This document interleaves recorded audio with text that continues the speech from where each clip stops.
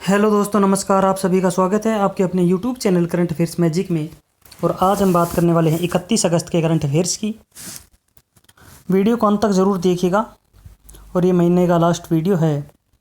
अब कल से नया मंथ चल जाएगा और अब एग्ज़ाम भी होने वाले हैं, क्योंकि जो अनलॉक 4 की प्रक्रिया है और उसके दिशा निर्देश हैं वो भी लागू कर दिए गए हैं, वो भी आ चुके हैं। तो आप अपनी पढ़ाई पर ज़रूर ध्यान दीजिएगा और वीडियो को अंत तक देखिएगा और चैनल को ज़रूर सब्सक्राइब कीजिएगा। हमारा पहला क्वेश्चन है कि केविन मेयर ने अपने सीईओ पद से इस्तीफा दे दिया है। ये किस संस्था के सीईओ थे? किसने दिया है इस्तीफा?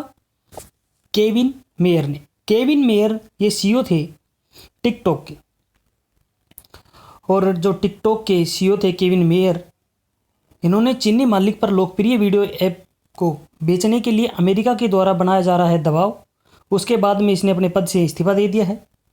और यह इस्तीफा है ये अमेरिकी राष्ट्रपति डोनाल्ड ट्रंप के द्वारा टिकटॉक पर प्रतिबंध लगाने के आदेश के तहत दिया गया है। इसमें जिन्होंने टिकटॉक की मूल कंपनी बाइट डांस को 90 दिनों के भीतर इसे किसी अमेरिकी कंपनी को बेचने के लिए कहा है, और उनकी जगह टिकटॉक के अमेरिकी महाप्रबंधक अंतरिम हैं वेनेसा पापस, ये उनका स्थान लेंगे महाप्रबंधक की जगह। और जो टिकटॉक है ये बाइट डांस कंपनी के द्वारा विकसित किया गया था और इसकी स्थापना हुई थी 2012 में। और जो टिकटॉक के संस्थापक थे वो थे झांग यिमिंग। हमारा अगला क्वेश्चन है कि पुलिस अनुसंधान एवं विकास ब्यूरो के द्वारा अपनी स्वर्ण जयंती वर्षगांठ कब मनाई गई है? तो जो हमारा पुलिस अनुसंधान एवं विकास ब्यूरो है, इसके द्वारा 28 अगस्त 2020 को अपनी स्वर्ण जयंती वर्षगांठ मनाई गई है। और ये जो पुलिस अनुसंधान एवं विकास ब्यूरो है, इसकी जो स्थापना है ये भारत सरकार के गृह मंत्रालय ने एक प्रस्ताव के जरिए 28 अगस्त 1970 को की थी। और ब्यूरो की स्थापना नीति निर्माण करने में, पुलिस समस्याओं के त्वरित एवं प्रणालीगत अध्ययन को बढ़ावा देने, पुलिस द्वारा पद्धति एवं तकनीकों में विज्ञान एवं प्रौद्योगिकी के अनुप्रयोग करने के उद्देश्य से की गई थी। प्रारंभ में पुलिस अनुसंधान एवं विकास ब्यूरो 2 प्रभागों में मिलकर बना था, और अनुसंधान, प्रकाशन और सांख्यिकी प्रभाग और विकास प्रभाग।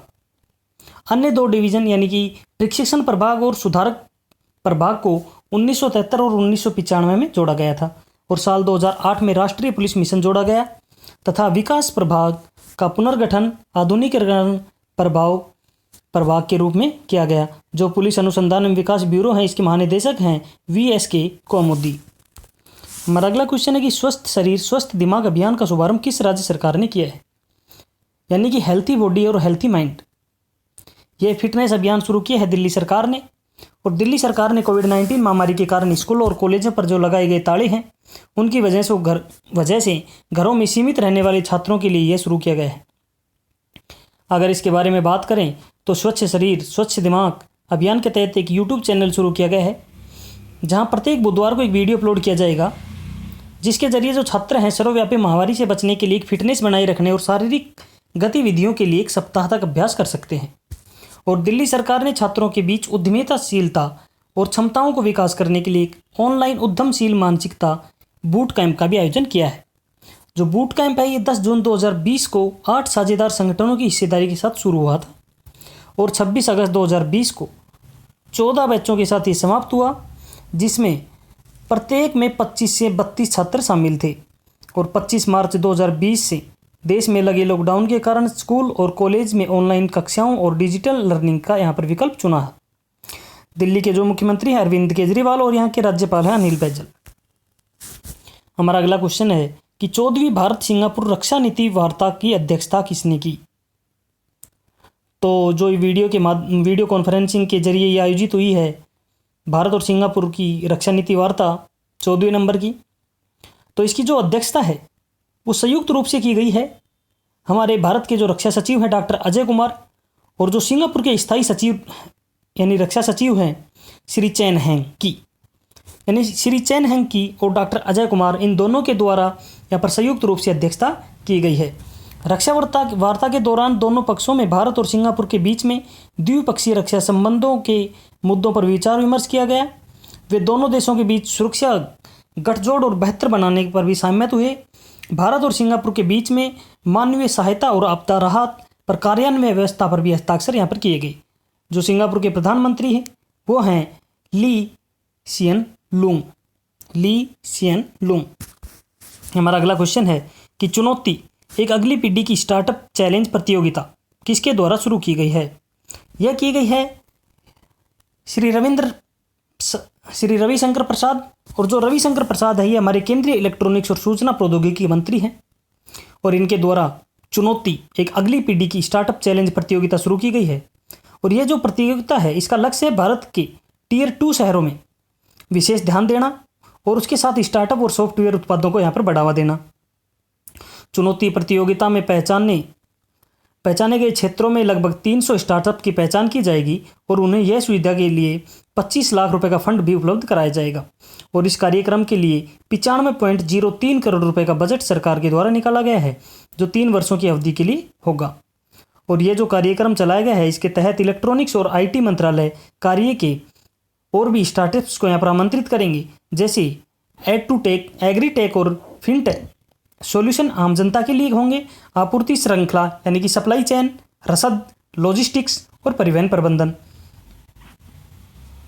इंफ्रास्ट्रक्चर और रिमोट मॉनिटरिंग होगी।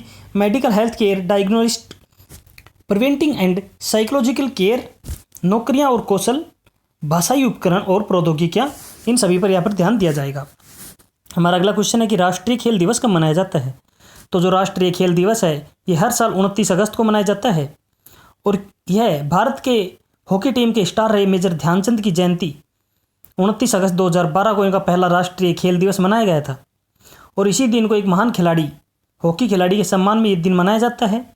और देश के सर्वश्रेष्ठ खिलाड़ियों को राजीव गांधी खेल रत्न, अर्जुन पुरस्कार, ध्यानचंद पुरस्कार और द्रोणाचार्य पुरस्कार जैसे सम्मानों से भी सम्मानित यहाँ पर किया जाता है। जो राष्ट्रीय खेल दिवस है इसको भारत में किसी भाग में नेशनल स्पोर्ट डे के नाम से भी जाना जाता है। और 1979 में भारतीय डाक विभाग ने मेजर ध्यानचंद को उनकी मृत्यु के बाद श्रद्धांजलि दी और दिल्ली के राष्ट्रीय स्टेडियम का नाम बदलकर मेजर ध्यानचंद स्टेडियम दिल्ली कर दिया गया। 2012 में ये घोषणा की गई कि खेल की भावना के बारे में जागरूकता फैलाने और विभिन्न खेलों के संदेश का प्रचार करने के लिए एक दिन को राष्ट्रीय खेल दिवस के रूप में मनाया जाना चाहिए। और इसके लिए फिर मेजर ध्यानचंद को उनकी जयंती पर श्रद्धांजलि दी गई और 29 अगस्त को भारत में राष्ट्रीय खेल दिवस के रूप में मनाए जाने की घोषणा की। अगर मेजर ध्यानचंद की बात करें कि कौन थे मेजर ध्यानचंद, तो मेजर ध्यानचंद हैं, इनका जन्म 29 अगस्त 1905 को इलाहाबाद में हुआ था। इलाहाबाद यूपी में है, जिसका नाम अभी बदलकर प्रयागराज कर दिया गया है। और वह अपने समय में महान हॉकी खिलाड़ी थे और उन्होंने हॉकी खिलाड़ी के स्टार यानी हॉकी का जादूगर के रूप में भी इन्हें जाना गया, क्योंकि उनकी अवधि के दौरान उनकी टीम ने वर्ष 1928 में, 1932 में और 1936 के दौरान ओलंपिक में स्वर्ण पदक हासिल किए थे। उन्होंने 1926 से लेकर 1949 तक 23 वर्षों तक अंतर्राष्ट्रीय स्तर पर हॉकी खेली और उन्होंने अपने करियर में कुल 185 मैच खेले और 570 उन्होंने गोल भी किए। और यह हॉकी के बारे में इतना समर्पित थे कि वे चांदनी रात में खेलने के लिए अभ्यास किया करते थे, जिससे उनका नाम ध्यानचंद पड़ गया। और 1956 में ध्यानचंद को पद्म भूषण पुरस्कार से भी सम्मानित किया गया था। हमारा अगला क्वेश्चन है कि जापान के कौन से प्रधानमंत्री ने इस्तीफा दे दिया है जिन्होंने सबसे लंबे तक अपनी सेवा दी है यानी सेवारत रहे हैं। तो जापान के जो अभी प्रधानमंत्री थे शिंजो आबे, तो शिंजो आबे ने अपना इस्तीफा दे दिया है क्योंकि उनकी जो स्वास्थ्य स्थिति है वो खराब है। और 28 अगस्त 2020 को उन्होंने अपने पद से हटने की घोषणा की है। और ये 65 वर्षीय हैं, इनकी ये जो उम्र है वो 65 वर्ष की है। और ये दुनिया की तीसरी सबसे बड़ी अर्थव्यवस्था के नेता के रूप में इन्होंने 7 साल और 8 महीने तक प्रधानमंत्री के रूप में कार्य किया है, जो जापानी इतिहास में सबसे लंबे समय तक ये रहने वाले प्रधानमंत्री बन गए हैं। शिंजो आबे 26 दिसंबर 2012 से जापान के PM के रूप में कार्य कर रहे हैं। इससे पहले उन्होंने जुलाई 2006 से सितंबर 2007 के बीच कुछ समय के लिए PM के रूप में कार्य किया था। हमारा अगला क्वेश्चन है, और इसके साथ ही एक बात और है कि जब ये 2006 में PM चुने गए थे तब ये देश के सबसे कम उम्र के प्रधानमंत्री बने थे, तब इनकी उम्र थी 52 वर्ष। हमारा अगला क्वेश्चन है कि पहली समुद्री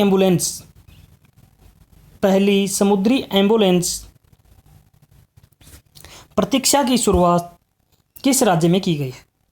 तो ये की गई है केरल राज्य में। और जो केरल राज्य के मुख्यमंत्री हैं पिनाराई विजयन, इन्होंने केरल में तिरुवनंतपुरम जिले की विझिनजाम गांव में प्रतिरक्षा नाम की पहली समुद्री एम्बुलेंस की शुरुआत इन्होंने की है। और अन्य समुद्री एम्बुलेंस जिसे तैनात किया जाना है वे प्रतीक्षा और करुणा है। एक प्रत्याशा है और एक करुणा है, इन दोनों को भी तैनात किया जाना है।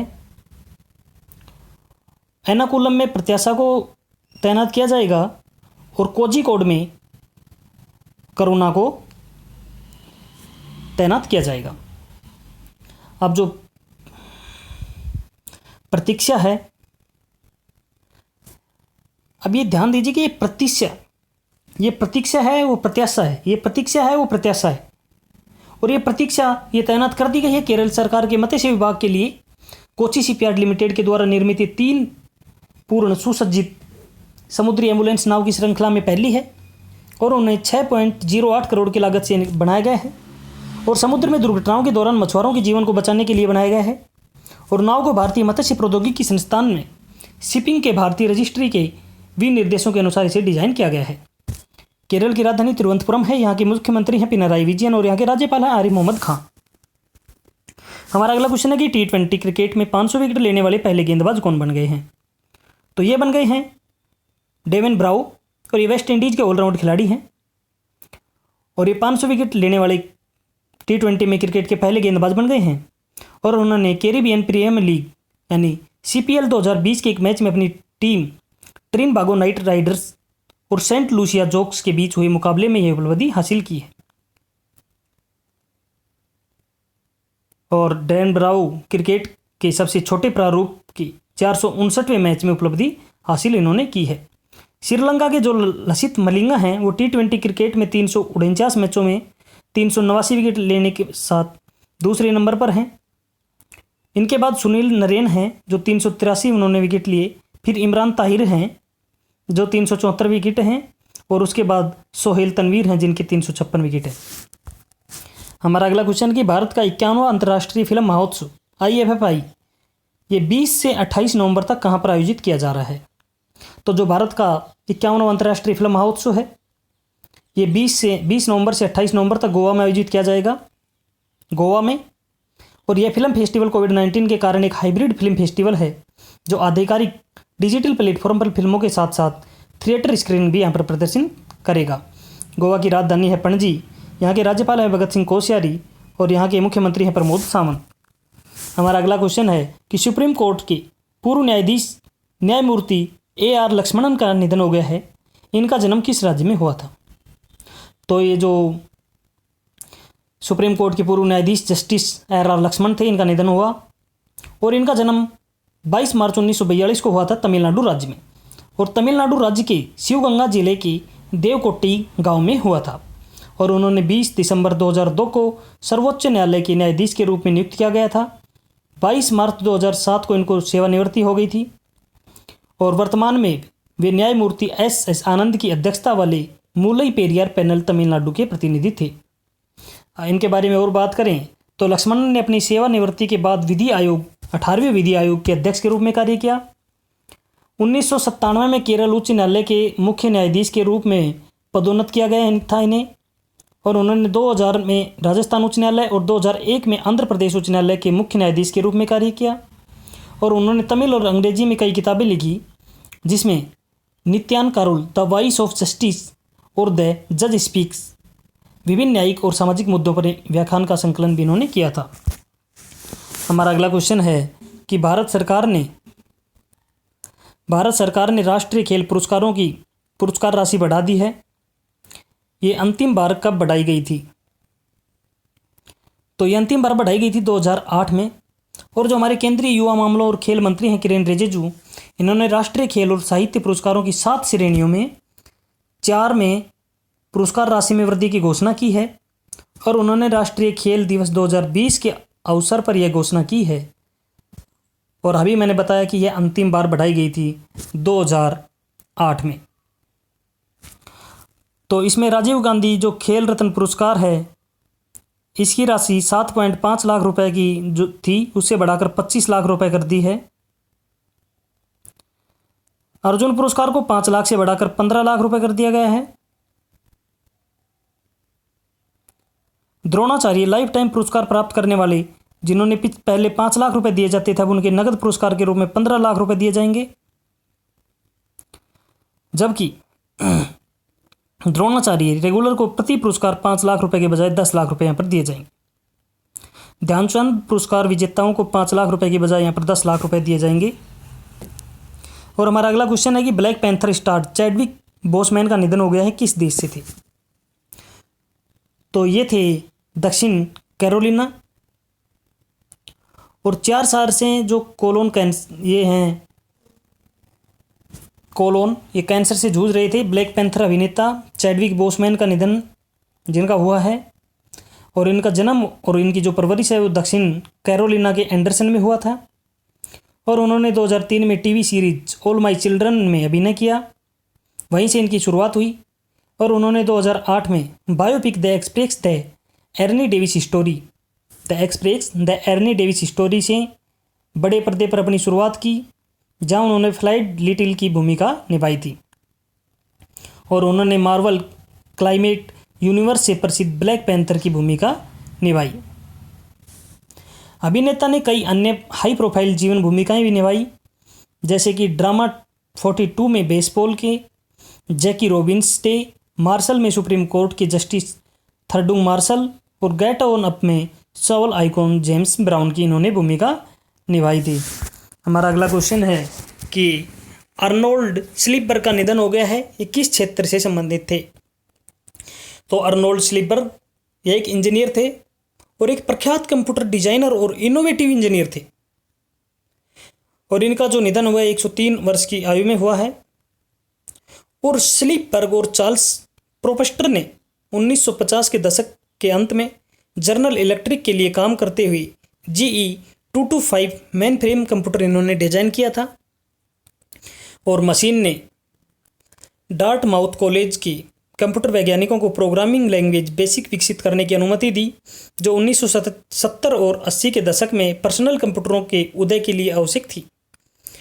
स्लीपबर्ग का जन्म 6 फरवरी 1917 को ओहियो के सिनसिनाटी में हुआ था। और यह फिल्म निर्माता स्टीवन स्पीलबर्ग के पिता हैं। और उन्होंने 1963 में बनी उनकी पहली